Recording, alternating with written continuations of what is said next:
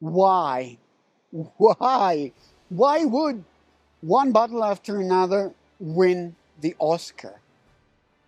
The Oscar for Best Film. I don't know why. And really, I don't know. I don't know because I don't think it's a great movie. Bat an eyelash. Good morning. There are no hands on the clock. Why? Why I don't think it's a great movie? Well, first of all, because when I got out of the theater, I had so many questions like, what the heck? Why? What is all this happening? And there are so many questions. Just go back, please. Can we just cut? Can we just cut? I need an answer. I want an answer. And I don't have it. I don't have all these answers. And the other thing is, did I get really emotional watching this movie? Did I feel some pain? What I think this movie has, and big movies sometimes maybe lack, is the humanity. Why he became an addict. He had a little girl. He raised the little girl. And what happened? He became an addict when his wife left him. And why did she leave? You know, this film was one I think he's been developing for almost 10 years now, all the way back to, the last administrations. This had been brewing in his mind, and it's definitely politically charged. Why are they terrorists? Oh my gosh. So many questions and no answers for the entire movie. So why should this movie win so many Oscars? And why did it win so many Golden Globes? I understood. With this movie, I understood why I don't think he is a real master. Why Paul Thomas Anderson is not a real master, like Scorsese, like Coppola. It's me again, Bob Ferguson. I don't know if you remember, but we spoke earlier on the phone. I think we had a little misunderstanding. There is no empathy.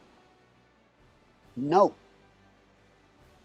He is cold as ice. He is cold as a stone. There is no emotional attachment.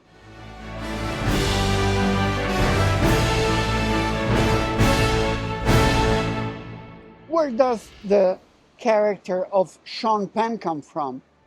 Looks like a cartoon. I'm really sorry. I am really, truly, deeply sorry. When they say I was doing my job, you get moved because they mean it. And this was one of those scripts, and you said Paul Thomas Anderson. Yeah. Everything in that movie, everything, his words and direction and the music he chose, the other actors he chose, made us do what we did, gave us that like a gift. Because I love Sean Penn. I think he's an amazing, incredible, fantastic actor. But that is a cartoon.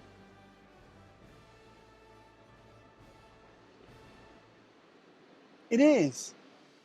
Dad ever mention Steve Lockjaw? Yeah. What'd he tell you? Ass. Why is he such a depraved fetishist, and does he get in love with her? Why does he treat his child that way? And his ending, is he a moron? Is he stupid? How could he become such an important man in the army if he's so stupid to end his life like that? No. I'm sorry. No. No, no, no, no, no, no, no. There's any time that he asks, you work with PTA. I keep saying it over and over again. This guy is like one of the great visionary filmmakers of my generation. I'm going to get a lot of criticism for this. I'm gonna get a lot of comments like, what the hell are you talking about? Well, I understood why I don't like Paul Thomas Anderson. And the amazing thing, he gets always incredible actors. Daniel Day-Lewis, Joaquin Phoenix, Leonardo DiCaprio, to do these characters who are strong and they transform themselves. But you know what? I don't have answers to the characters, to their deep needs. Why do they do what they do? He doesn't explain anything. And I always felt cold. And I was like, why? Why can't I feel empathy? Why can't I feel pain for these terrible characters that should suffer like crazy? They don't. It's like, it's almost a comedy. What is Benicio del Toro doing? Oh, sensei, sensei. What is that? I don't believe 1 second he's a karate teacher. I need you, brother. Sensei, sensei, sensei, please. Courage, Bob. Courage. That's it. No. And the bad thing is, he tried to make a comedy on some things that are terrible. Mexicans that don't have a house anymore, Mexicans that are trying to build something in the United States, and what is that? Should be funny? It's not funny. It isn't. I'm sorry. It's not funny at all. And I don't think it should win an Oscar for this.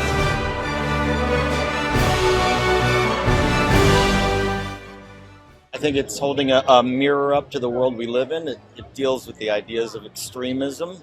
I don't think it has a political agenda whatsoever, and I don't think he's trying to impose any belief system on the audience, but that's the undercurrent and the fabric of the movie. And the directing, there's nothing special. There's nothing that I would say, oh my God, I want to see the movie again.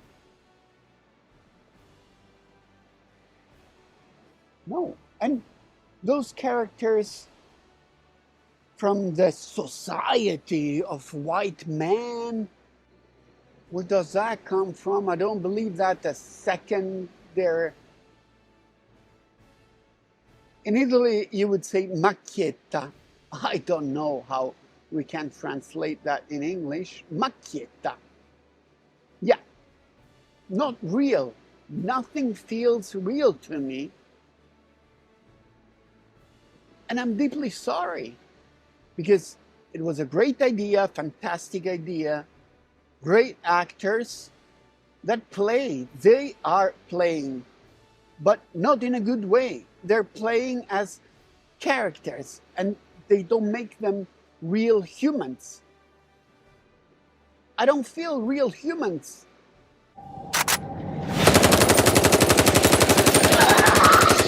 Chase Infinity, that's her name, who's sort of is magic. The only real character I was attached to and that I felt real is the daughter. The daughter, she has humanity, a lack of desperation, but she's human. She's scared when she's scared. And what about the nuns? Please, come on. What is that? What is that? Tarantino? Out of nowhere, something surreal? I'm sorry. I don't want to spoil anything, but this is spoiler alert cinema, so if you don't want to know things about the movie, if you didn't see it, and there is wind moving the camera, doesn't matter. Everything is good, everything is fine, and this is spoiler alert cinema, and would love to see what's next for Paul Thomas Anderson. And as for the Oscars, we're going to do a weekly honest review and criticism. And even if you don't like it, oh well. Too bad for you. But have a nice day. See you next week.